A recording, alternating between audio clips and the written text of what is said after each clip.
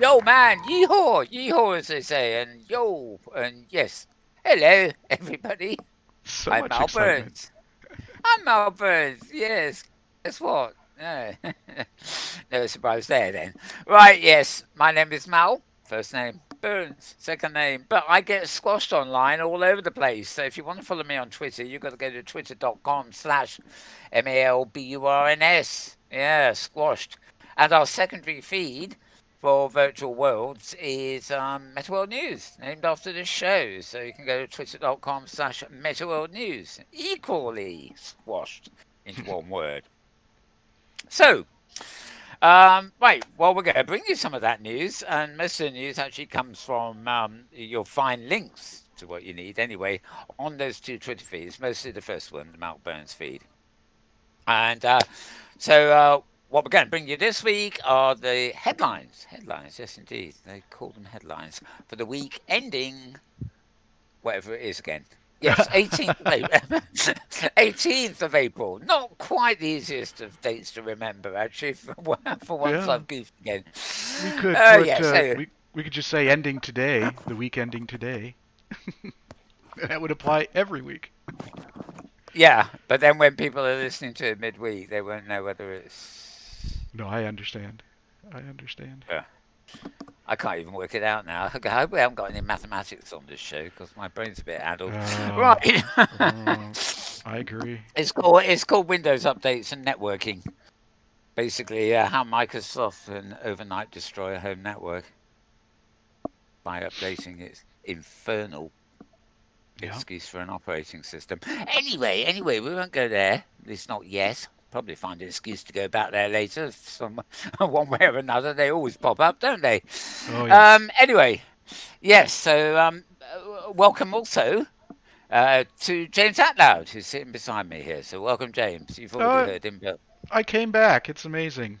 From last week, yes. I'm back in the studio again. And you've got new t-shirts, but the same old face mask. So I do, nothing, yeah. nothing too loud Not this too week. loud. It Just a, this just a. Yeah, this shirt actually has an emissive back, and so Ooh. I'm just going to move the camera around and for this logo, which is it's called Tobacco Docs, and it was an event in Sansar a couple weeks ago when I Oh got this yes, yeah. shirt. Tobacco dog. Yeah. Yeah, a music Oh. event, but I didn't have the shirt then. But let me put up the creator, and so this Uh, is from this is tobacco dog. LWE's store is the creator of Okay. this lovely shirt, and of course the color. I'm a big fan of yellow for some Hmm. unknown reason. So Oddly enough, I'm not. well, Except in its place. Although I do quite like green, which of course a lot of people really, they dislike green the way I don't. I'm not keen on yellow, but right, right, right. it's odd the way I'm seeing that. It's sort of it's got more hue in it than just yellow, so it's quite pleasant actually. Yeah, It's yeah. got a bit, It's it's kind of almost a bit orangey. a golden, right? Yeah. Yes, yeah. Tobacco Dock is here in real life, of course, here in London. Mm-hmm. They're online in Sansa for whilst the plague is in duration. All Yeah. right. Yes. Well, welcome, James. And for viewers at home, well, where else would you be? Sorry, where else would you be? Yeah, viewers at home. If you're someplace Um, else, you would better be yeah, worried. James is fiddling with the knobs here too, which means he can switch from Yes. my desktop view to my avatar view to anything else we care to throw at him. Although I think today it's just those two. Yeah, so genius on the multi-camera and the sound and everything else Oh, at the same time. so At the same gracious. time. At the same time as partaking on voice now and again. Right. Well, we will get going, and before I actually switch to, I'm just going to go first of all and load into onto the screen some of my videos of the week. Of course, I've got the I used advertising. to say you have to wait till we finish the standard. You have to wait till all browsers shipped, but those things are done already. It's there. It's just like it's like the web is your oyster now. So I'm super super happy and super pumped about what's coming. Hmm. Right. Okay, this is as Upload VR, which we feature quite a lot actually. UPLOAD and then capitals VR, but all one word. At YouTube, of course. So this is their account name, and this is on the 12th of April. It's about WebXR and A-Frame's co-creator on the immersive web's future and why it matters. Um, Diego Marcos is one of the most important figures in WebXR's story so Mm. far. And there you go. I'm Diego Marcos, main maintainer of A-Frame, framework to develop VR experiences on the web. So anyone that has any web development knowledge, the idea is that they can pick it up and start developing VR and AR content in the same way that they are used to develop web applications. Right. Okay, well, that's 30 minutes long, so obviously I'm not going to sit here playing it all for you, but it's a good listen, especially if you're interested in virtual reality spaces, social spaces on the web as opposed to standalone clients. Um, Basically, the phenomenon of virtual worlds on the web is called WebXR, for want of a better expression. Hmm. A-Frame, for whom this is he is the co-creator. It's one of the earliest ones around, really. The biggest one, obviously, is Mozilla Hubs, but the A-Frame did get quite a lot of mileage and is still running quite happily. So go to YouTube and go to the subscriber. Oops, quickly. There you are. Upload VR, and you can join their 62.9 thousand subscribers. I don't believe that. Anyway, can't trust YouTube at all. Don't trust them an inch, especially when it comes to figures. Uh, if you pay them enough, they will boost your figures. Seems to be the general idea. Oh, shouldn't say that really. Right. Okay, moving down to another clip from Wednesday. This is the Sensorium Corporation. And let's just close the other ones for now. Oh, Oh, dang, dang, dang, dang, dang. Yes, that's those almost noises, exciting isn't as it? our opening music. Galaxy, Yeah. Sensorium Galaxy, Sensorium Corporation. Let's talk about the new way how to tell the best story. Actually, I have no idea how to tell the best story. Well, that's a good start. Excellent.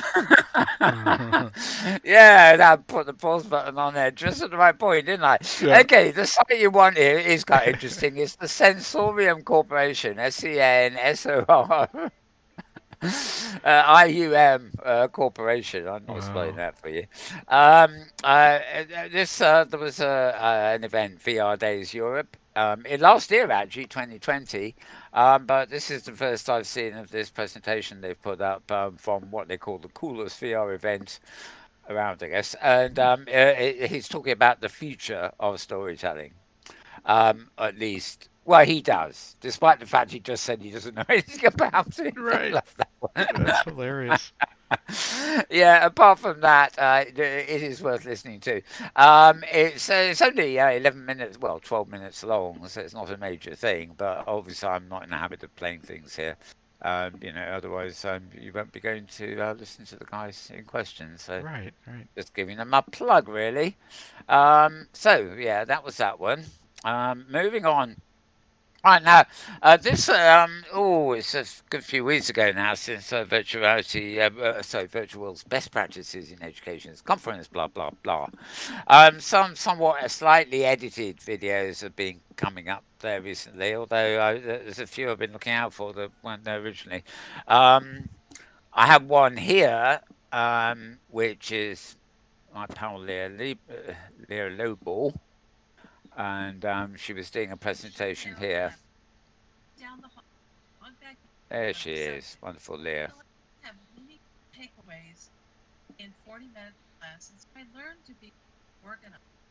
Right.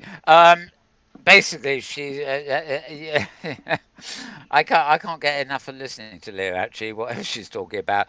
But this event at the conference was called Teaching Virtuality for the Saints. The Saints is referring to Saint Martin's University. And she was designing and teaching an immersive virtuality class for them. So she's just relating her experiences about that there, but always eloquent, always eloquent. Hmm. And it's the only one I'm going to put up here, or have put up here, but the account at YouTube you want to look for is VWBPE. And obviously, when you get there, you can click on it, can't you? And then you will actually get taken to the YouTube page where they've actually got all the stuff, as it were. Both, well, some of it edited and some of it not. But yeah, it's all gradually sort of appearing up there anyway in one form or another. So VWBP is the account you want there at YouTube. Yes, YouTube. The tube of Where you. else? Yeah. Yes. Now I've got a bit of a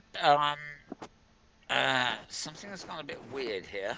Um, Oh. I didn't notice until today. The other three that I would normally have here to show you have actually provided links to my newsreader rather than the video. I don't know exactly what on earth it was up to. Um, but basically, This Week in XR podcast features Dean Takashi, I guess, from VentureBeat, obviously talking to Charlie Fink and co there. And yeah, in fact, if you go to YouTube, all you got to do is find This Week in XR is the name of their feed. The column he does will come later, and that, of course, is at Forbes. But for the video, you just go to YouTube and look for This Week in XR. And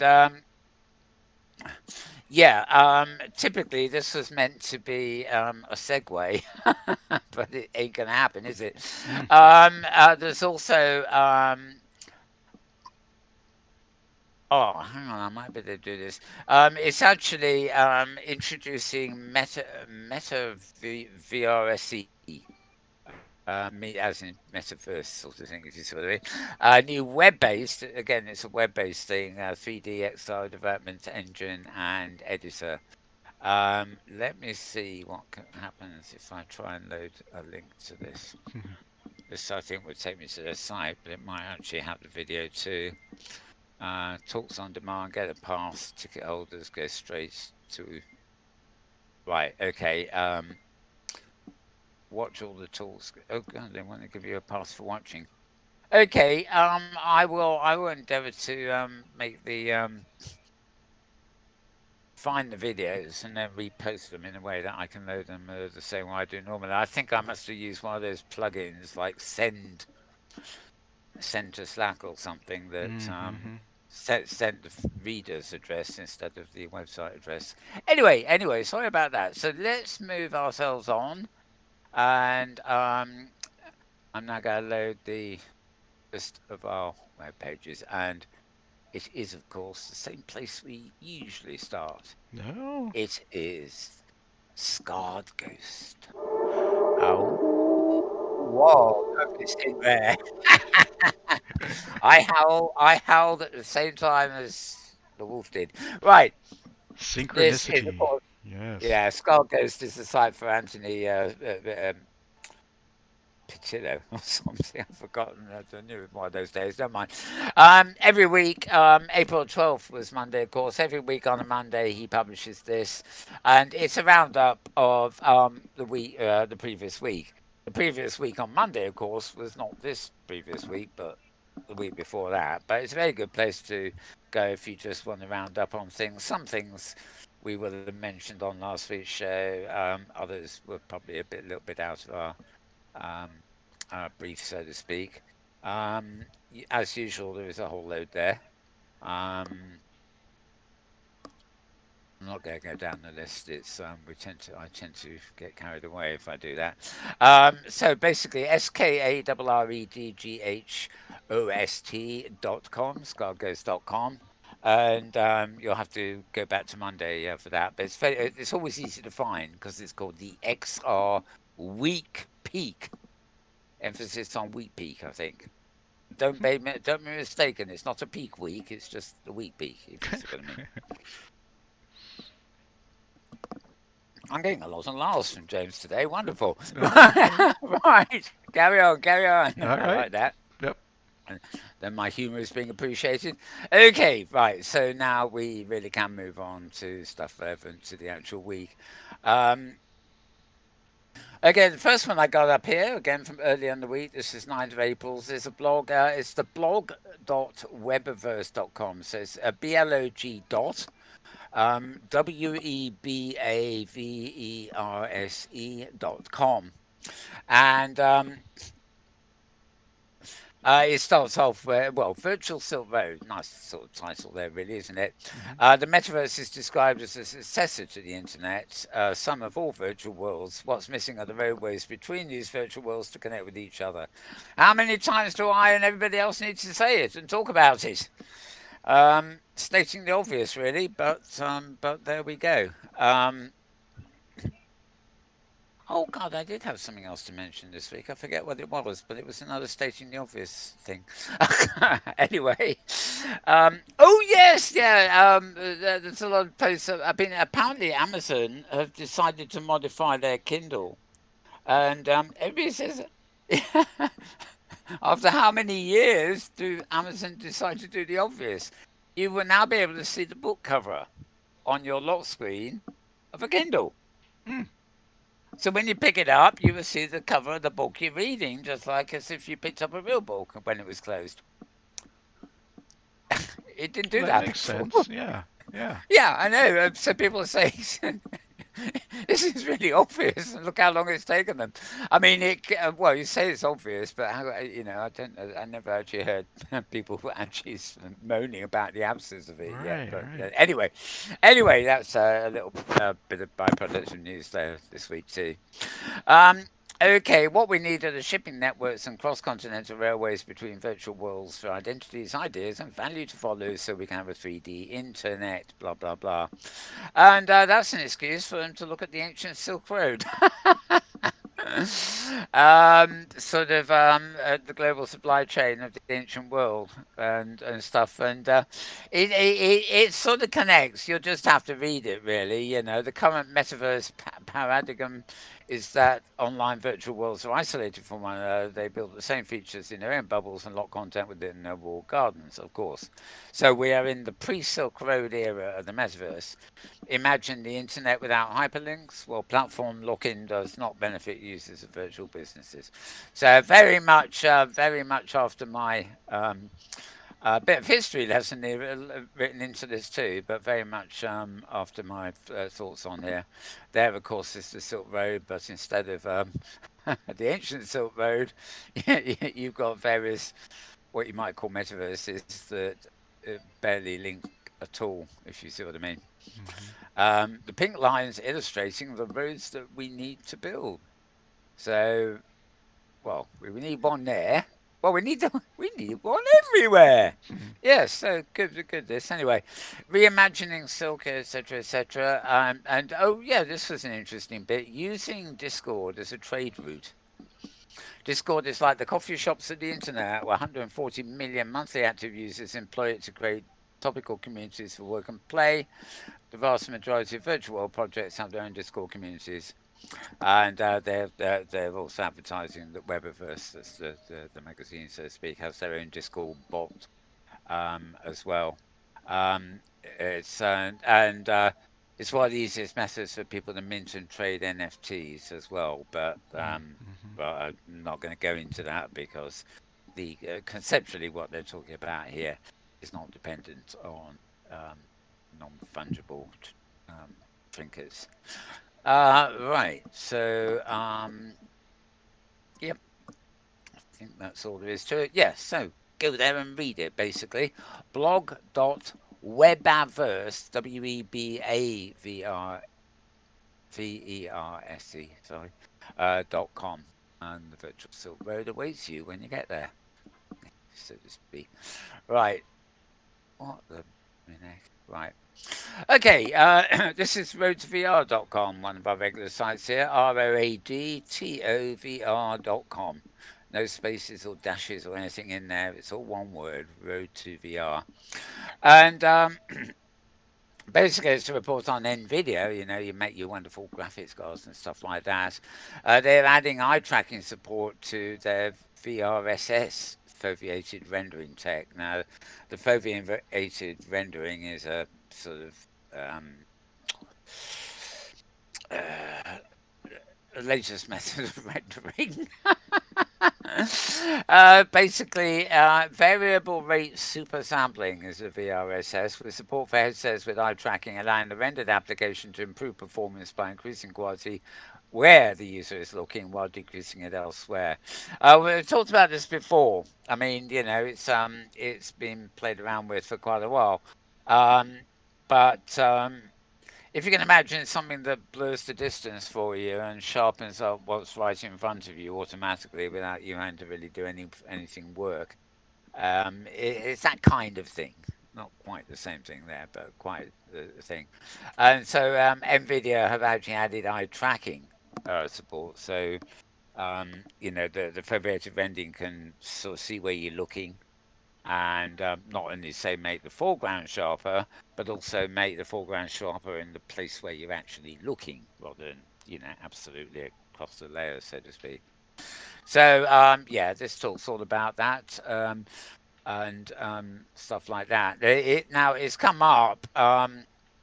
Not so much this particular article, but this was a week for NVIDIA. They had a sort of conference and they've got loads of press releases coming out. They've been announcing all sorts of things, a lot of it to do with virtual reality and, you know, basically they do anything to do with rendering. But you've got to remember that NVIDIA, one of their big things is actually graphics cards that actually support all this rendering. But they're also very popular because their cards, their graphic cards, which are GPUs, they're known as graphic processing unit, are actually so powerful that people are adopting them as sort of regular CPUs, computer processing unit. Okay, you know, for password, for example, if you want to do blockchainy sort of data mining or whatever, then it's better to use an NVIDIA card for the central processor, even though it's built for graphics, than it is to use a normal computer chip. So I'm not going to go into all that because, like that chap on the video earlier, I don't actually know what I'm talking about there. Or I do know in principle how to explain it, but in Right. no way can I give you the technical the technical thing of it all. Anyway, so Rotor VR actually has this particular piece. Moving on to sidepost.org. This is psypost.org. And virtuality teaches inhibitory control may be helpful in treating binge eating disorders. Well, of course it can. Be flippant, won't you, now? Yeah, Right. who would In an want to do experiment, that? well, in an experiment published in the journal Appetite, God, they had to have a journal called Appetite. Hmm. It's not food, it's not gluttony, it's just called Appetite. And it's a journal. Come on. Yeah, love it. A virtual reality training was found to reduce the loss of control eating among participants with a history of binge eating. Um, what the hell? They'll research anything, won't they? Um, I'm not saying this is not the case. I mean, basically, one of the compelling things about virtual reality, um, especially probably in headsets, if you can stand that sort of thing, but even if you're just looking at the screen in the virtual world, is the power of distraction. You know, it can really provide an escape or take you away from the real world quite a bit. Now, Obviously, you hear of these big obese gamers, in their big gaming chairs with recliner with a monitor overhead, and food on one side, drink on another side, guzzling continuously while they're playing their game. That is very much a cliche. What can actually happen is you're more likely to forget to eat because it's such a hassle to leave, especially with a game, to leave it to go to the kitchen to get something to eat. You just keep playing. And virtual reality, in a sense, even in its more serious uses, is a sort of similar thing. I mean, if you're visiting an ancient tomb that's been rebuilt and rendered in virtual reality, whether you're in a headset or you're looking on a screen, it's intriguing. And admittedly, you can pause and then go away, get some food, and come back. But instinctively, you don't do that. You tend to wait till you get really hungry before you actually get up and go and get something to eat. So, in this case, they're saying it's a good cure for binge eating, but actually, it could be binge drinking, it could be binge anything Hmm. in a manner of thing because it provides distraction, and that distraction in itself can divert your attention from whatever the binge problem is, or any other problem for that matter. Yeah. Yep. So that is the power of virtuality. It's not unique to binge eaters, but nevertheless, always good to see that somebody is talking about it in that regard. So this post is at sidepost.org, psypost.org. Moving on, bit more science here. This is a site called Science Alert, ScienceAlert.com. Yeah, I love this. Right. This might seem a little offbeat. It's not obviously about virtual reality, and although virtual sound and stuff like that is quite interesting, but it's just the fact. Now, I am not a very big fan of any insects, and I'm certainly not a very big fan of spiders. Hmm. Um, uh, I'm one of those people. Well, I'm not like the classic woman who stands on top of the toilet seat screaming to someone for somebody to come and remove the spider, but I'm not that keen on them. But reading about this is astonishing. I'm always become fascinated with them, conceptually at least. They rely significantly on touch to sense the world around them. Their bodies and legs are covered in tiny hairs and slits that can distinguish between different kinds of vibrations. Play blundering into a web makes it a very different vibrational clamour from another spider coming a wooing, or the stirring of a breeze, for example. Each strand of a web produces a different tone. And some scientists actually managed to translate the three-dimensional structure of a spider's web into music. And they worked with an artist called Thomas Saraceno to create an interactive musical instrument called Spider's Canvas. Now, Spider's Canvas, I think, was available online as a kind of little interactive idea, but the team has now refined and built on it and added an interactive virtual reality component to allow people to enter and interact with the web. This is not interacting with the World Wide Web, this is interacting with a spider's web. Just to make sure we're clear on this, right? This research, the team says, will not only help them better understand the three-dimensional architecture of the spider's web, but may even help us learn the vibrational language of spiders, because they communicate via vibrations, which, of course, when you think of music or even human voices, I mean, we recognize the patterns, what we call the language, but all we're doing is vibrating. That's what our voice is. That's what music is. It's a mixture of on a good day, it's good vibrations. On a bad day, it's bad vibrations. Let's face it. Okay. So the spider lives in an environment of vibrating strings, say the engineers, who are at MIT, by the way. They don't see very well, so they sense their world through vibrations, which have different frequencies. And yeah, they got some pictures here, which don't. I mean, we can go to YouTube and Don't know whether I've got that as loud as I can get it. Um, the soundtrack here is all spiders singing. Oh, well, the webs are singing.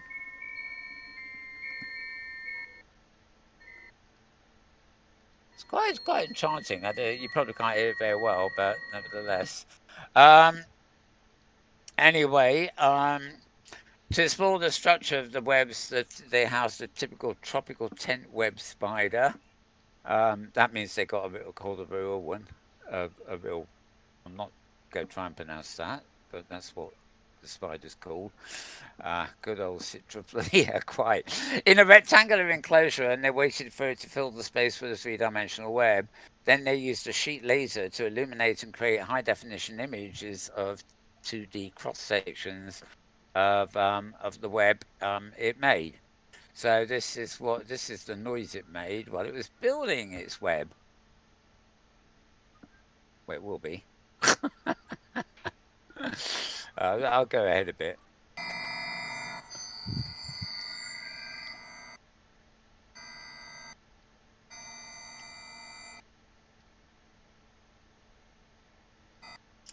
Uh, this moves a bit differently, and it's very dark. But the video is actually showing the web as it gets constructed. And later on, they go into it a bit more.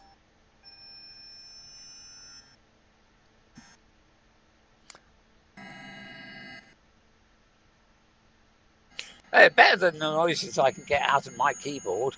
Ah, really? Okay. Well, maybe not, but different.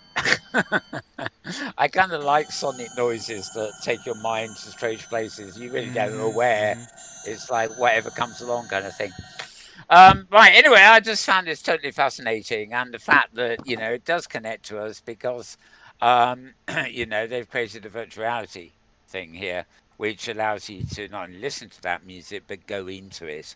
Obviously, what we're seeing there is just a film of the experience, um, but with the interactive version, you can actually go into it. This actually is yeah. Here we are. This is the virtual reality exploration headset type, as you can see. Hello. Okay, I don't think we've got any sound on this. I think it's just showing you how the process. Oh no, it gets there in the end.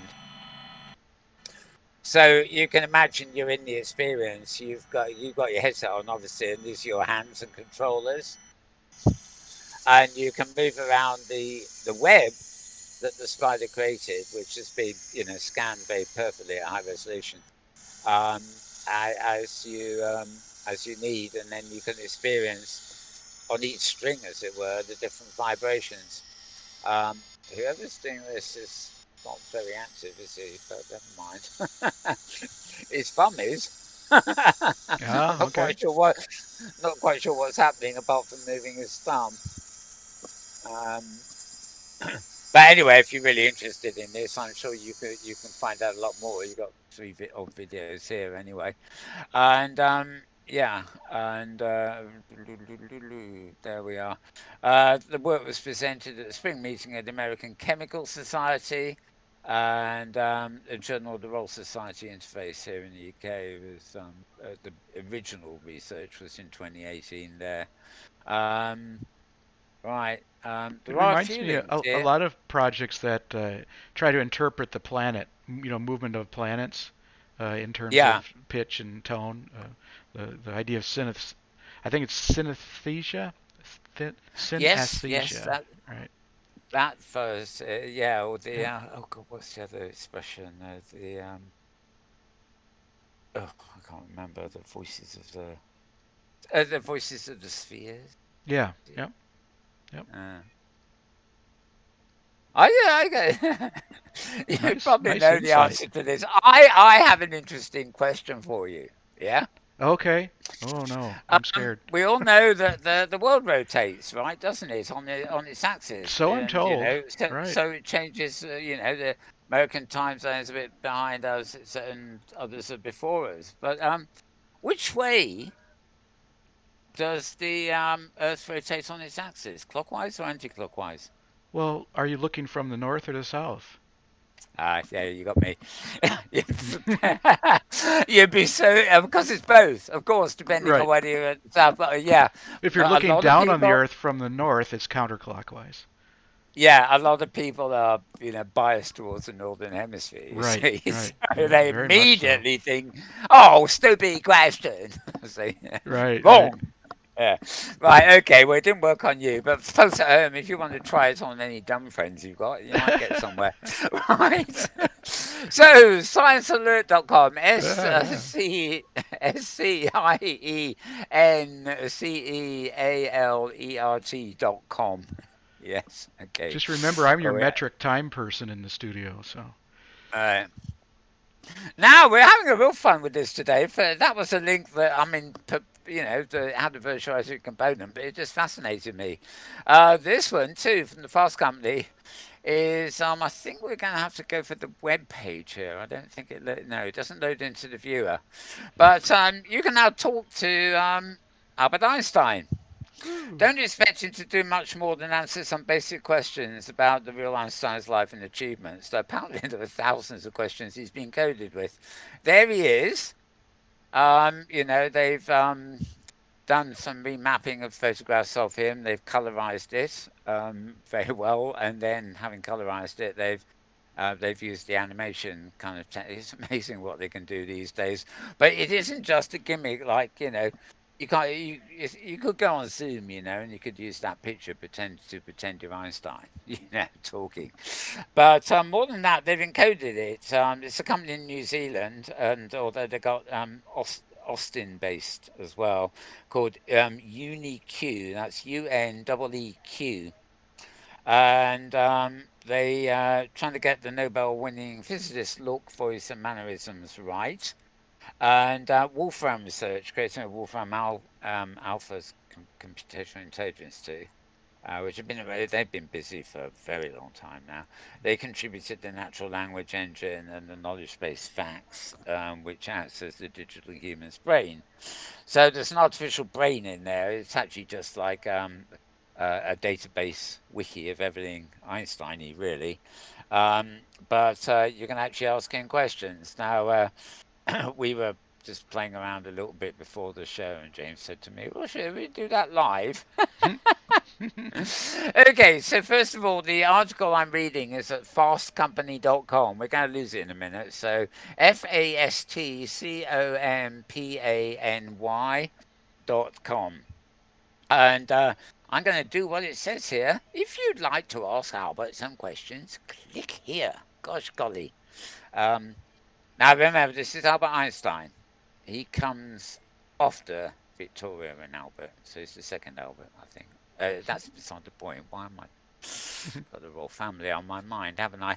Right, okay. So here we are. This is the experience, and I'm the digital version of Einstein. Click the Let's Chat button to ask me anything. So I go to Let's Chat, and it's got to allow my microphone. I think we can. Okay. Okay, you started talking. I said okay to the microphone. You shut up now. Right. Okay. Welcome to the Digital Einstein Experience. I'm going to move I am down the very page a bit excited to here. be able to speak to you. I have been created by AI leaders around the world to put a friendly and well-known face on digital human technology. 100 years after being I'm a awarded the friendly and Nobel Peace well-known face. Prize, I am. I am honored to be Okay. the Show me face of this show me the technology next step. program aimed to give my fellow global citizens access to education, Okay. entertainment, and You can't see it, experiences but there's a which little bit enrich underneath lives. here where I can type Join me something. in So exploring I artificial say intelligence by asking me I'm going to questions say about me and my how life, old about science and the are world you? around us, and have some fun with Um, my daily quizzes. just Where for shall the we sake of start? it. I was born in 1879 and reached what I consider an impressive 76 years old. So there. Right, now I can actually hold the mic button and hold spacebar to talk. Okay, so I'll hold the microphone. What is your E equals MC squared thingamajig? What's all that about? Basically, the amount of energy released by mass is equivalent to that mass times the speed of light squared. Okay, well that's kind There of you go. interesting, isn't it? Right? Yeah, well I can see I can have fun interviewing you one of these days. Very short, concise answers, but at least you Yeah, got yeah. to the point. You Right. did get to the point, did you not? Okay, so by the way, the director for where we are now is actually Einstein.digitalhumans.com.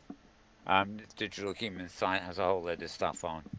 Guess what? Digital humans, Yeah. the electronic embodiment of ourselves, kind of thing. Okay, so this is great fun, but I think we should get on with a bit of the more serious stuff for a while. If anything is serious at the moment.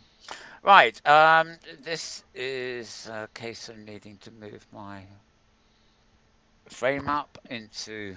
I lowered my frame for the benefit of Albert. Mm. Oh, doesn't look like it's loading anyway. Come on. Huh. Okay, well, so the address that's trying to load that doesn't seem to be working is the vrara.com, THEVRARA .com association, and this link is meant to go to a site. There's nothing wrong with my connection. Don't know why. Just getting untitled. It's meant to go to a site which has the schedule and program for their educational conference there, which is actually happening in about 2 weeks' time. Um, for some reason, and I really don't know what that might be, the site does not appear to want to load. Yeah. I've got a loading bar here. It says untitled, and it obviously hasn't. They're offline, I think, is the only answer. I'll double check that by going to our next post, see if that's live. Um, this is vrfocus.com. Yeah, it looks like this is all fine. Right. Yep. Yep. Um, hmm, bit dodgy, mind you. It's oh yeah, the pages there. Okay. Let's go with this. Right. Varjo Enterprises. They make some headsets which are not the God Emperor's product. And they are now compliant with OpenXR 1.0. Now, OpenXR is like an open source type of standard for extended reality, virtual reality, and all that. Um, and like many things, the idea is if you have these standards, and people adopt them, it means there's a bit of interoperability and cooperation, between products. I have no idea whether. Oh no, apparently Oculus are part of OpenXR's consortium, as are Microsoft and Valve. So Varjo is really joining their ranks, and the consortium is led by the Kronos Group, who we've covered quite a lot in the past. When you see people like the Fastball joining open source consortiums, you kind of rather wonder what's going on. I can't see them doing anything that's collaborative, to be honest. It's probably a matter of it's like probably like snooping, join the club and you get to find out what other people in the club are doing. This is a bit like Xerox Park in the early 1970s, I guess it would be. You have people like Bill Gates and Steve Jobs all hanging around there, and Jobs, where um, studied some of the stuff they did and came up with the graphical user interface, which made the Macintosh. And yeah, Bill Gates apparently was there too, sort of snooping around and nicking other people's ideas. And we all know what happened with Jobs. And anyway, but rabbit holes. Yep. Rabbit Yep. hole. No, we don't want that rabbit hole. I'm going down. OpenXR. Well, it's open. That's the good thing about it. You can find this article, a news piece really, at vrfocus.com. vrfocus.com. I'm moving on before I get into any more trouble. Uh, NVIDIA again, right? GTC 2021. Um, this was what is GTC? Um, well, anyway, this I can't remember what GTC stands for, but basically it's Nvidia's event that I mentioned with the post we had at the top of the show. And it's early spring, and it's when Nvidia runs its event at the time. Augusta National hosts a tradition unlike any other. Okay, anyway, it's been online for the second year in a row, but a bonanza of new and updated products announced this week demonstrate that the business and societal disruptions of the past year didn't cause NVIDIA's research and product teams to miss a beat. In the title there, NVIDIA didn't miss a beat during pandemic. That was, while we were all pandemicizing, they were all getting stuff done. Right. The conference has evolved into an enterprise-centric event focusing on expanding the AI ecosystem and meeting the needs of more demanding workloads. However, NVIDIA didn't forget 3D graphics developers and autonomous vehicle manufacturers whose symbiotic relationship has created new methods of training AV models and optimizing assembly lines via 3D simulations. Don't you love people who write like a whole paragraph in one sentence? Sure. Oof! So much for Kurt Marco, who be you. Learn to write properly, will you? But the information in here is worthy of your um, perusal. If not, and the good thing about reading is you don't have to read out the long sentences. Whereas people like me have got to read them out, can't find a place to pause, can I? It can be a It's, challenge. yeah, it's probably like singing a song where a whole line lasts for 5 minutes and you don't have time to breathe, and you know what that's like for vocalists. They're busy predicting where they can take a breath and where they can't, and then you just come on, where's the break? Where's the break? Right. Okay. Video will soon offer an alternative to x86 processors for cloud operators and hardware vendors, targeting a subset of AI. Oh, great, this is getting technical. But anyway, NVIDIA, you would expect, are going to be technical, aren't they? Talking Right. about processors and stuff like that. But if you want a nice little roundup here, this is where you can get it. The site I'm on is called yeah, Diginomics, isn't it? Yeah.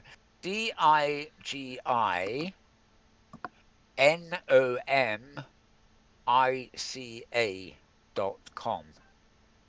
It's a bit hard to read even with my glasses on. Yeah. So, But Mel, yeah.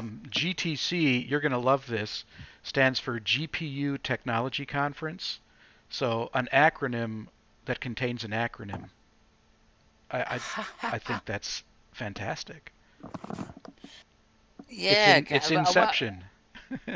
yeah. Actually, I'm just imagine that both GT and C were all acronyms in their own right, Right. and they Right. combine to form a triple acronym, which is also an acronym. Yep. So it's GPU Technology Conference. Correct. Right, fair Yep. enough. With there no N for NVIDIA in sight. Okay, love it, love it. Love it. Yep. Right, okay. So Diginomic. Diginomic? Did I say Diginomics? Or, no, it's Diginomica, by the way. Diginomica. Don't know why. I think maybe I said S by mistake when first time around. Never mind. Okay, so enough of that site. Don't want to read it out again. Moving on. Epic Games also in the news again.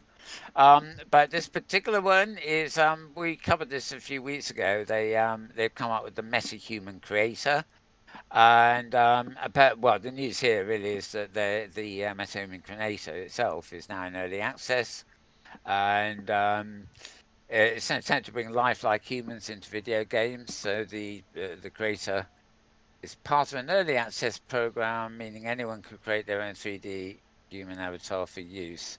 However, you do have to be using the Unreal Engine to create this still, so it's not as though it's suddenly gone into the wild and you can just make up a realistic avatar on the web. You do have to be have the Unreal Engine and use effectively. I guess it's a plugin, really. Um, Fully rigged, high fidelity virtual character models that can be used in real time in the Unreal Engine. Um, incredibly high detail and looks stunningly realistic. So, I mean, if you were using Unreal to author a game, for example, or an environment of some sort, and where you are going to give the person entering a choice of avatars to play with, then this is where you would use it to create highly realistic avatars. I imagine at some point it might be possible once the avatars are made to export them in formats that could be used elsewhere, but that doesn't seem to be, well, there's no mention of such things here at the moment. So this post is at uploadvr.com. Who else? uploadvr.com. Same place we get some of those lovely videos every week. Right. Oh, now this was an early one too. This is from Vive. Vive are another uh, headset people. Um, blog.vive.com. So blog.vive.com. And they're talking about, again, it's a topic which is a general. I mean, it's not specific to a Vive headset or anything else. 8 tiers for VR immersion, they call it. Immersion is the difference between wearing oversized goggles in your living room and actually being transported to another world through the power of your headset. If you want to allow yourself to be emotionally invested in virtual environment, your equipment or surroundings could determine something. I think they've dropped a word there by the look of it. Anyway, Mm. they want to educate the world about what VR does, etc., and they created a comprehensive tier list of VR headsets for immersion. So there they are. They've got the tier list here. Rather clever this. They don't actually mention their rivals headsets, but they do mention things um, uh, uh, needed for VR that could apply over and beyond their own products. Tier 1 is basic viewing, Tier 2 is immersive viewing, VR is interactive viewing, and then Tier 4 gets onto more technical stuff like casual VR gaming and general VR training. Tier 5 is VR gaming and basic collaboration, VR collaboration. Tier 6 is hardcore gaming and 3D VR design. Tier 7 is pro VR gaming and pro VR training. And wait for it, Tier 8, that's the one I like, emphatic VR tracking. Mm. It Mm-hmm. almost fall, that last one, Tier 8, almost falls off the edge, doesn't it? It doesn't. It sort of breaks the rhythm a bit. But there you go. And what they say about that actually is very curious. See, if the goal of VR is immersion, then this is the final level. Eyes, mouth, and body are now fully trackable by Vive hardware. They do promote themselves there. This bolsters your sense of emphatic communication by amplifying facial expressions and emotions. As the future of work and collaboration further incorporates virtuality, having the ability to be truly expressive will be absolutely invaluable. Yes, it will indeed. Right, and the hardware allows users to build rapport and earn trust in ways that would be impossible without natural emphatic communication. With facial trackers as well as eye tracking, they've brought the warmth of a smile into VR spaces. Yeah, that's tier Mm-hmm. eight's the last. They're obviously using tier 8 to mention their own company quite a bit, but I like that emphatic VR training. Anyway, so find that at blog.vive.com. And moving on down the list here, and a couple more to go by the look of it. And yeah, good old Forbes. Now, this is This Week in XR. It is the same name as the This Week in XR video, weekly video that you'll find at YouTube. We saw it earlier, in fact, or we mentioned it earlier at least. But this is Charlie Fink with his writing hat on at Forbes, which is forbes.com. Um, if you go in a web browser, you will well. Whenever I go these days, I get a paywall thing that comes up that wants me to pay money. They allow me 3 reads of a page a month, and then they want money. But when I load it into the reader here, it seems to bypass the pop up. So That's very good. View this in a reader, if you will.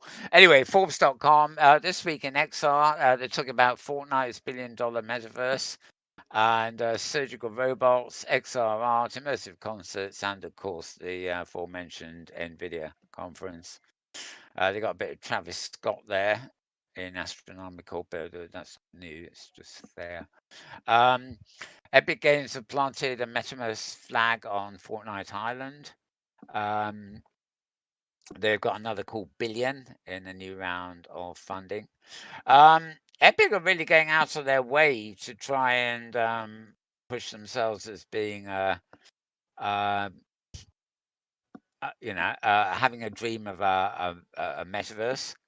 In the way we would understand it without being a walled garden. I mean, Epic Games are big. Yeah, Epic are very big, and of course they're behind the Unreal Engine too. So the altruistic thing, could be okay, but it's still very difficult. I think when whatever their motivation, when any private company, they may have the vision thing, they may have a load of spare money and everything else, but do you really think at the end of the day that if you're going to have a template for a metaverse, shall we say, and interoperability or something, then is that quite the way to go? Now, so Epic have planted the metaverse and Fortnite and everything else, and whatever. But at the same time, at the NVIDIA conference, they introduced something called the Omniverse. Now, I had an individual post for this up earlier, but it wouldn't play nice for me to broadcast it for you. Um, at the GTC conference we mentioned a few minutes ago, uh, it seemed a bit too inside baseball, they say, but the story shows how it's not. This is a metaverse for engineers based on open source platform from Pixar, and it's enabling BMW, who are motor car people, I think, to test a real factory as a digital twin before building the twin IRL in real life. Anyway, as I say, this is Charlie's Roundup at Forbes, so it does contain links that will take you elsewhere if you want more of this. A surgical company are hoping to raise 460 million US for a surgery platform, and that's great. This is the sort of thing I love. It says the world on one screen. Well, quite frankly, there's a lot. It doesn't really have the sheer volume of information even my tweet deck has. It depends how you use it, I suppose. I just love things like that. Like it's what they call, oh, desktops and screens that are like universal control panels in their own right for be it news or information, whatever. So that's from Virtualytics behind that one. They've got 18 million for it. It's to support the defense industry in expanding AI-driven analysis and 3D visualization technology, and principally it's the Air Force who are using it. Amaze VR has raised nearly 10 million to bring immersive concerts to VR. Not exactly the first off the block there, are they? But I guess they're going for it. That was rather interesting, whatever it is. Art any way you want it, fair enough. Oh, the Quest 2. This is the passport things. Is getting an update. Keyboard and desk tracking. Basically, the Quest 2, which is a standalone headset, as opposed to the previous Oculus things, which had the PC link. Well, the Quest 2 is now getting a PC link too. It's still a standalone thing, but you'll be able to get a link to connect to your PC via Wi-Fi, but you will need an extremely stable Wi-Fi connection, they said. Right, so I'm nicking Charlie's post here, actually, instead of finding any more. Right, Nico specs we had earlier. Yeah, anyway, that's it. Pinched a few things from him there. So find Charlie Fink's Week in XR at Forbes.com, Forbes.com. And talking about Dean, what's it, who I featured earlier on at the beginning, he was in a guest in a podcast.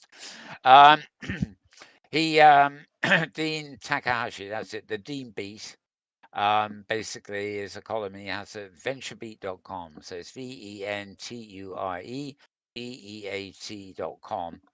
And the column is a weekly column at VentureBeat, and a Big Bang week for the Metaverse. Yes. Um, does that mean it's all started? Did we have our Big Bang? Like the universe had its Big Bang, however many days ago that was? I don't know. So maybe the Metaverse, so maybe we had a Big Bang and we didn't notice it. That Didn't could notice. be very Right, right, curious. right. Yeah. Big Bang, yeah. Like I said, Big Bang week. Right, Join Transform. Oh, that's an advert for another conference I think. Okay, a couple of big banks this week that could put on everyone's radar. First, the Epic Games raised 1 billion US at a 28.7 billion valuation. That is 11.4 billion more valuable than Epic Games was just 9 months ago, when it raised 1.78 billion at 17.3 billion. God, they're complicated value. Right, if it wasn't raising money to invest more in Fortnite, Epic explicitly said it was investing money for its plans for the Metaverse, a universe of virtual worlds that are all interconnected, like the novel Slow Crash and Ready Player One. Epic Games CEO Tim Sweeney has made no secret of his ambitions for building the Metaverse and how it should be open. So, further to what I was saying very, very short while ago, myself just here. It might sound crazy. It's always it does. He did receive 200 million from Sony in this round. So, and Sony also coughed up another 250 million in the last round. So it sounds like he's got near 500 million from Sony. Um, and they interpret this to mean that Sony doesn't think Sweeney is crazy. And that it too believes in the dream of making the metaverse happen. So we will see what goes on here. We're a long way down the line and far more complex than the early days of Second Life and Rosedale's dream of the metaverse there.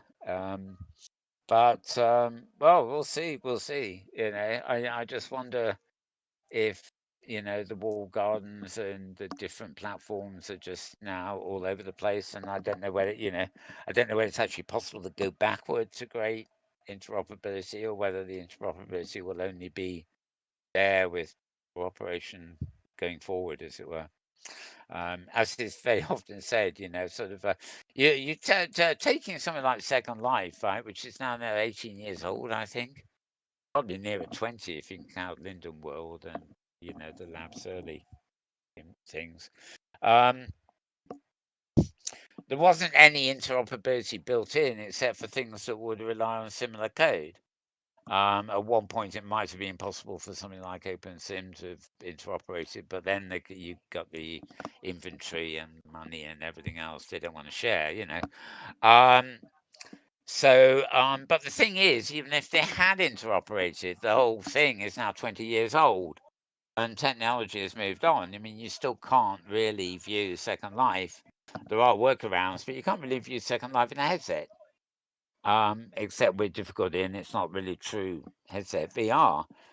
Because 20 years ago, nobody dreamt that that would be a requirement. So it was built on standard gaming technologies that nobody could foresee the future, despite the famous vision thing. Anyway, moving on here. Really, it's all good to see that people believe in this idea of a metaverse, and some of them are very rich, influential people. We will see. Again, eventually, more mention of the uh, Epic people and on Nvidia. Um, oh yeah, the other thing that Nvidia announced is something called Ganverse. You can take a 2D picture of a car, and just with a 2D picture of a car, they can turn it into a 3D model. One more tool to automate creation for the metaverse. And yes, of course, the Omniverse, as they would have its know it here. Oh, all too much really, but Epic Games and Nvidia and stuff. And it explains a bit more about how Nvidia's Omniverse will matter to games too. So again, it's a roundup. It's a roundup thing. Um, I think the team beta I think he does every week, but it is not always all about the metaverse or VR or stuff. It's just like his weekly comment column, Adventure Beat. But this week it just happens to be VR focused there, as you can see. Right. Last but one here. This immersive technology turns hospitals into less stressful places. Sorry, I had to wait for that. Another Fast Company post, the second of the week. This doesn't play nicely in our reader, so I've actually had to load the website here, which is what explains why it's all looking a bit different. Nice picture. Doing anything really there. There is quality sound and there is noise. Sadly, in our day-to-day lives, we have too much of the latter. Excessive noise can cause several short and long-term health problems, such as sleep disturbance, cardiovascular efforts, poorer work, school performance, the most obvious risk, hearing impairment. And it's a leading environmental nuisance, according to the World Health Organization. And the number of public complaints about excessive noise is growing. Anyway, a new Bay startup called Spatial, we've featured in other things actually, wants to help make the sound around us into a more rewarding experience. And it's building a portfolio of products focused on creating immersive and dynamic audio experiences for public places. Now, Spatial here is not to be confused with Spatial, the augmented reality platform company. I must admit I was getting the two confused for some time. The program can run on Linux or a Mac Mini, and the output sound can be to any speaker via a mobile app. It emphasized potential use in public spaces such as museums, hotels, and amusement parks, but was more interesting for another use case, namely well-being. They want the company to make a profit, but also have a social impact. And so they've been working with the California Institute of Arts and Reimagine, um, and a school called Healthcare by Design. Trying to get the was that wow. You can always read about this, other than me reading out to you. That's an example of a portable environment in the form of a tranquility cart. So presumably, you may be in a hospital or in a health place, and they basically pull in all the media around you to immerse you, and therefore uh, cancel out exterior noise and things like that. It's a resiliency room that provides restorative, immersive healing and virtual vacation experiences for clinical team members after the loss of a patient or other particularly stressful experiences. That's quite interesting because it's not the patients who get it, it's the clinical team members who become patients because they're under stress, which is something very much noticed in the age of COVID here. Anyway, there's a whole load to read about there, including a video from Spatial about reinventing sound.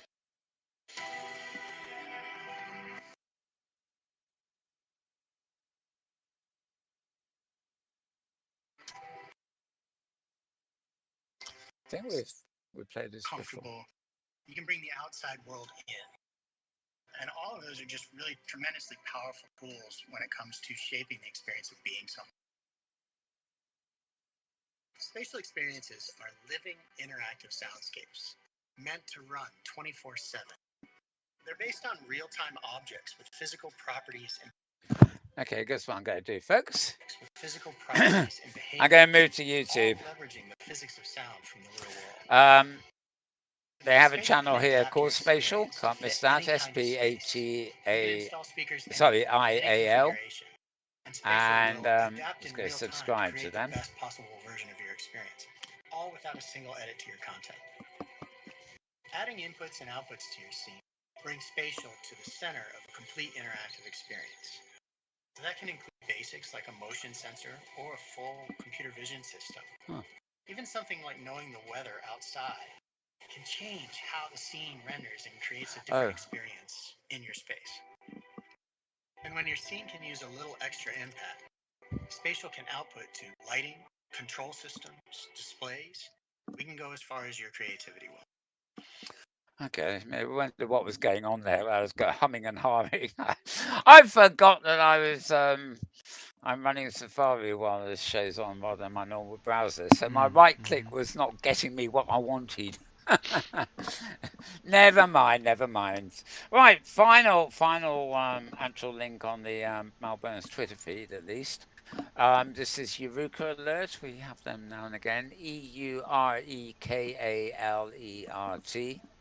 And another comment on virtual humans, of course. It's sort of all contemporary ones rather than Einstein.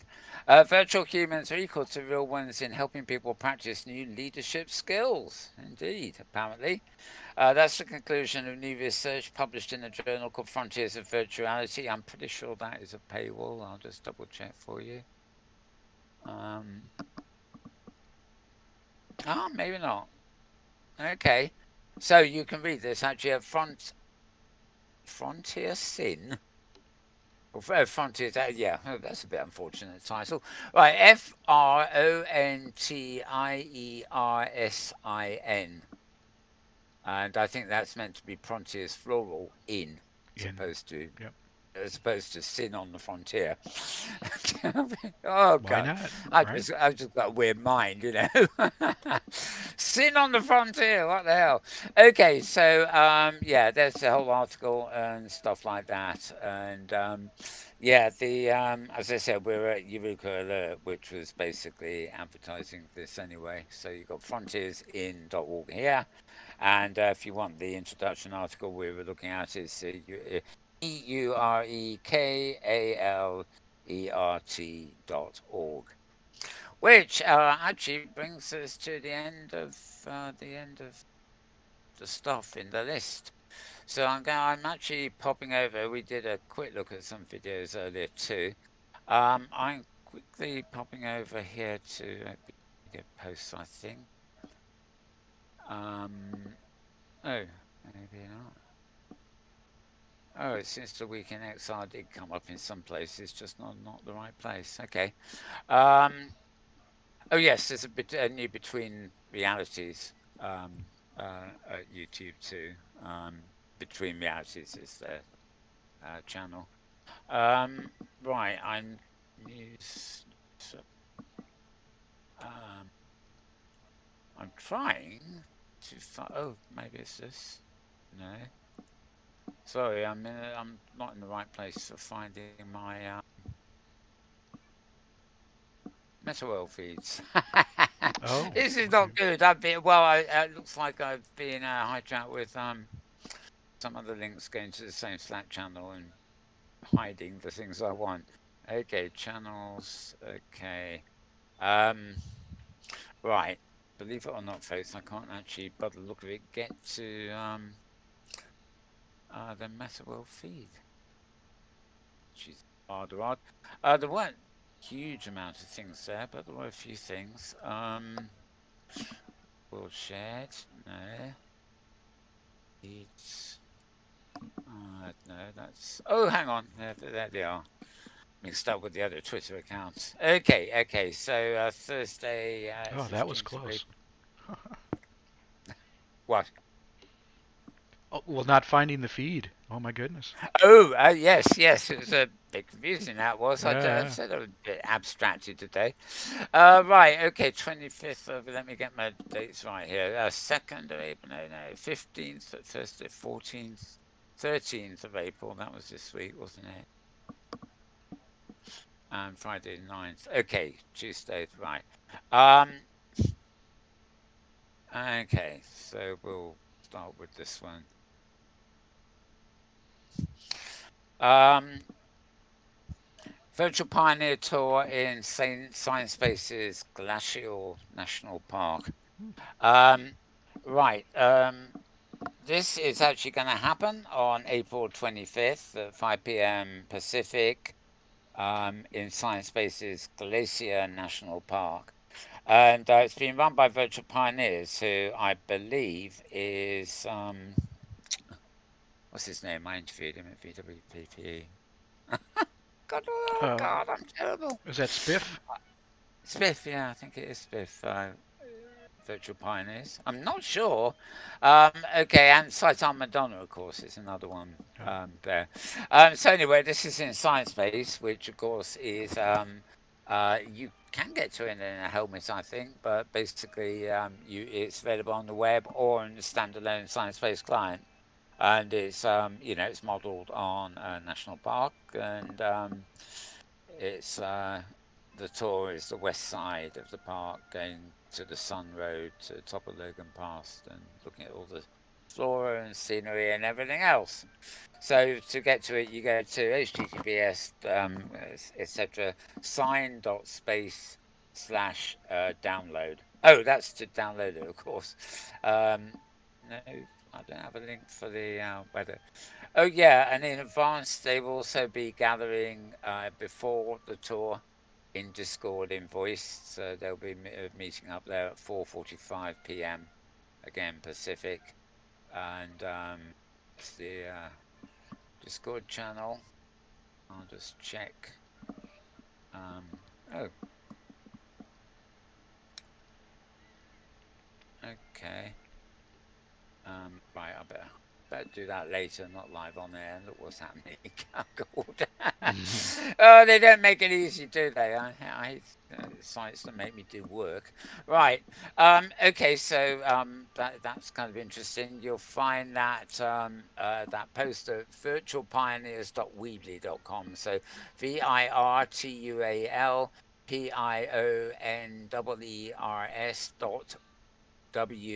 .weebly.com. I keep forgetting. I actually also have a site at Weebly, but I don't think anything is on it. Well, it has done for a while, actually. Right, moving on. I have some. Why have I got a post saying how to shut down Windows 10 with a timer? Oh, I mean, I don't need a Okay. Yeah. timer. I would just shut it down and never load it again ever, if that was possible. Right, moving on to Wednesday. Um, okay, as I said, this feed's gone a bit weird this week. It's got some IF triple T things mixed in with it, basically. Metaworld News, here we are. Oh yeah, this one it's basically Globit, the payment people for OpenSim are actually still down, as they say. Okay. And global outage, oh God. Well, actually, the post we want is hypergridbusiness.com. So what on earth is it? I don't believe this. I've just clicked a link to Hypergrid Business and it's opened up a Globit outage PNG. Um, Well, that's a bit stupid, isn't it? Let's see if I can get to a better. Uh, hypergroupbusiness.com. Well, I'm sorry, we can't get through to Hypergroup Business this week, can we, either? Oh, that was pretty bad news. Anyway, I mean, you all know where that is, Hypergroup Business, all one word.com. And basically, they've got a couple of things this week. One is the Globit payments, which are down in yet another protracted outage. That was posted on Thursday. And on Friday, they had a post about a new record high in OpenSim land area, second month drop in actives, and basically statistics and stuff there too. Um, I'll just attempt. There's a different link, so maybe it will load. Ah, yes, it does. Okay, so here it is, David Karuki. This is the other link from when was it? Friday, yesterday. Um, land area increased. Zeta Worlds were the biggest gainer. OS Grid, German World Grid. Open Maniland. It's a new one on me.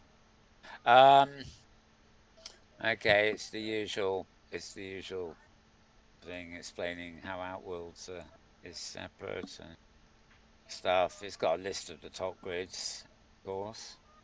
Um, Avi World's at number 3. Good grief, things have changed. Hmm. Hmm. Let me see. The yo-yo grid, as we used to call it. Right, quite a few grids here that are new on me. Free Life. Fire and Ice Grid have a lot of posts coming up here there and PR everywhere. But they're only at 21. So Good Rock Grid seem much lower than they used to be, as are Tango Grid and Littlefield. And sadly, Great Canadian Grid, that's obviously no, although it's on the hypergrid again, it's clearly not back anywhere near being one of the most popular grids. So, yeah, um, more of the stuff. Tag Grid Marketplace, which is a sort of rival to the Kindle Marketplace, I guess. Um, Zeta Worlds are celebrating their 8th-year anniversary, and Avitron is hiring. Avitron Company and Grid is looking for, well, Yo-Yo is hiring. I don't know how else to put Okay. it, really. Hmm. Anyway, yeah, well, go to hypergridbusiness.com, hypergridbussiness.com for all that and more, as the expression goes. And what else have I got here? Oh, yeah, this was interesting. Hopefully, this takes us right to. This came up on Product Hunt this morning. Um, oh yeah, there it is. Right. VR Land, create and host 3D VR immersive experiences on the web. Now, I think we covered this before, but I'm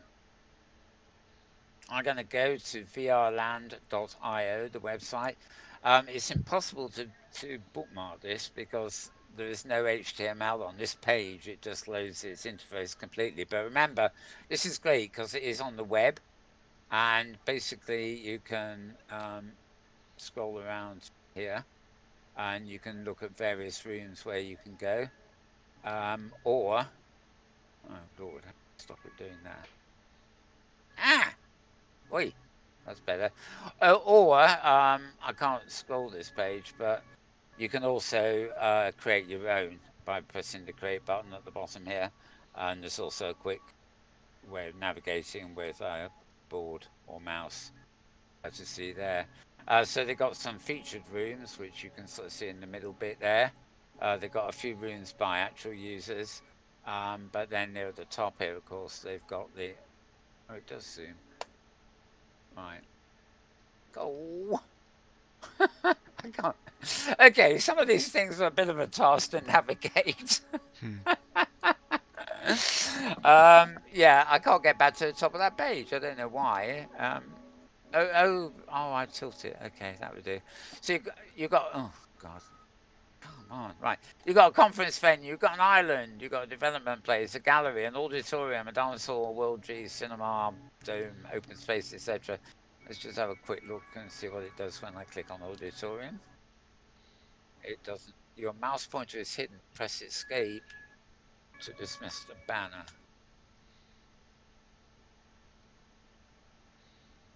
Yeah, well, I can't see my. Oh, there we are. Auditorium. Ah, okay. There we are. It's going to work. So, if we wanted to go to another place to do a show, we could come here and look it there. Hmm. Not Sansar. I don't know how to make it work. Right, let's see if I can move my avatar. Oh, yes, I can. So we could put a desk up here or something. Could get onto the stage. Well, if we can get onto the stage. Okay, well, as I said, want to play with this world? It's very simple to do on the web. Just go to vrland, vrland immersive.io, and you can play around to your heart's content at whatever speed you can manage, basically. Yep. So we've done that, and we're back to that. We did that one earlier too, didn't we? Right. So, oh yes, another post to Hypergrid Business. I won't go to give you the whole thing again, but that was today. An announcement that the Fire and Ice Grid now has God, right, has a new region server and website, basically, for the Fire and Ice Grid. You can find all about that at hypergridbusiness.com. If you can make out. Fire and Ice Grid has a regions. Well, I think basically they have a new region server and website. That's the gist of it, by the look of it. It's, somebody didn't spot the typos on that one. And yeah, with that, I think I can safely say we are done because I don't want Oh, to go with any. Okay, we've had our videos. We've had a bit of those last few things, links at twitter.com, Metaworld News, of course. But for the main links there that you saw, just go to twitter.com/malburns.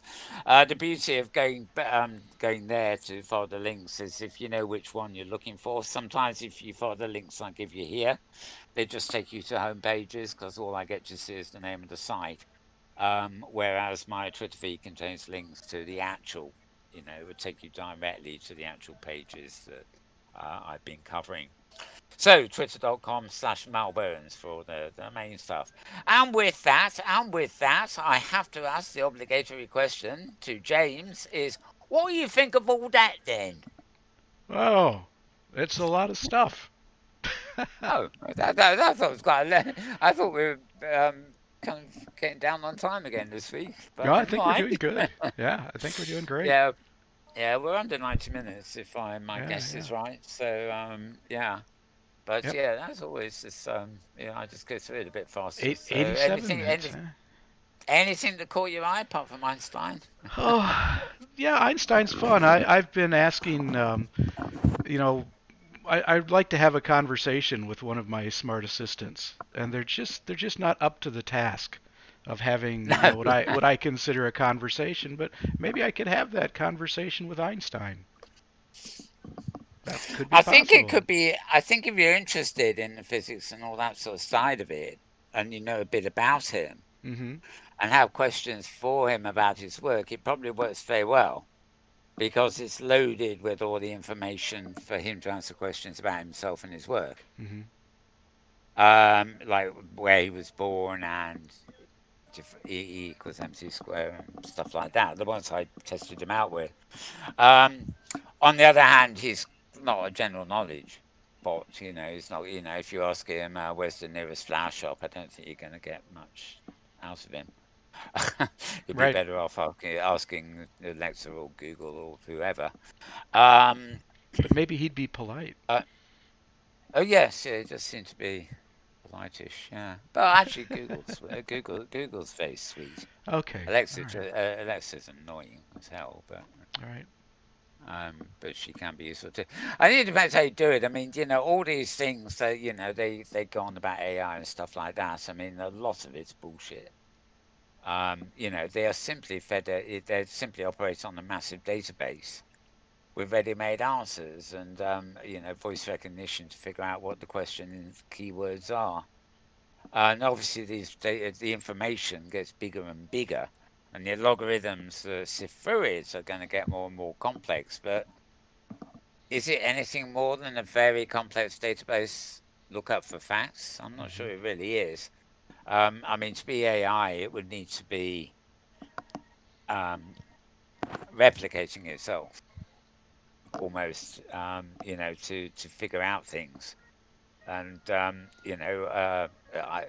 I've yet. Google has the best illusion. Um, Alexa is a disgrace. I mean, she can't even hide the fact she's an asshole. And Siri, Siri is just not readily available. Although when she is, she's quite good. Actually, it's very interesting. There was another post during the week. I forget where I put it. It wasn't in one of these main feeds. Um, a lot of concern that Microsoft might be trying to buy Discord Yes. in a Yep. hostile takeover. Right. Right. But they bought a company this week, right? That they now fully own, Hmm. and it's a voice recognition company. Now, whoever the company is, I forget their name. They Nuance. own Nuance. That's it. Yeah, Yep. They own they not Dragon. only own they own Dragon, naturally Yep. speaking, Yep. but do you know the other thing they operate? Oh, I don't. It's Siri. Oh, they do. So it means that the contractor that Apple used for Siri is now owned by Uh, Microsoft. oh, how fun. Yeah, I thought that was. That's going to be good times there. I'll tell you. That's Well, yeah, we just, I mean, it makes you wonder if, who knew kind of thing. right. Because presumably, Microsoft saw an opportunity to buy a company that actually provides the voice recognition for Apple. Yeah. Yeah. You'd have thought Apple would have had them under some kind of exclusive. Some kind of agreement. Right. You'd have thought Apple would have bought them if anybody Right. was. Right. We all know. Well, the unmentionable voice assistant who I forgot what was her name again. Windows had one. She's Cortana. That was Cortana. it. Yeah. Yeah. Yeah. We know what happened to her. I mean, I don't know what they're going to do with. So obviously, they don't turn Siri into a Cortana. Because they've dropped Cortana from iOS now. They've dropped it from Windows. I mean, what was the idea? To copy Alexa when they didn't know what they were doing, as Yeah. usual. Yep. Anyway. So that's it. We can finish the show if we've got nothing more to comment. And yeah, wish everybody well, and we will see them next week. So it's goodbye from him. And it's goodbye from him. It's goodbye from both of us, in other words, because when it comes to XR or VR or AR or MR or how far can we go? Because, at the end of the day, we We are. are. Metaworld News, the world of we are. Yeah. And with that, I will wish you all the very best, everybody, for the coming week. What's left of it when you actually get around to watching this, for that matter? I don't know. But whatever. Stay safe. Keep staying indoors and wearing masks and doing all that stuff. They may be telling you that they're trying to loosen up a bit, but it would just take a tiny little problem for it to be another big problem. It's we're not really out of it yet. We're maybe we'll just get a bit of a breather over the summer, but who Yeah. knows? Yeah. Anyway, stay safe, everybody, and remember, safety is really in your hands. And follow the advice you can get. Even rely on your own instincts, and not the government propaganda, I think. Okay. Well, midweek I'll be off for my second jab too. So, Excellent. well, unless it's postponed for a third time, but I don't think so. I hope it Yeah. doesn't. So with that, we will see you again this time next week, and in the meantime, of course, you get a replay on YouTube and everything else. So with that, we just say bye for now.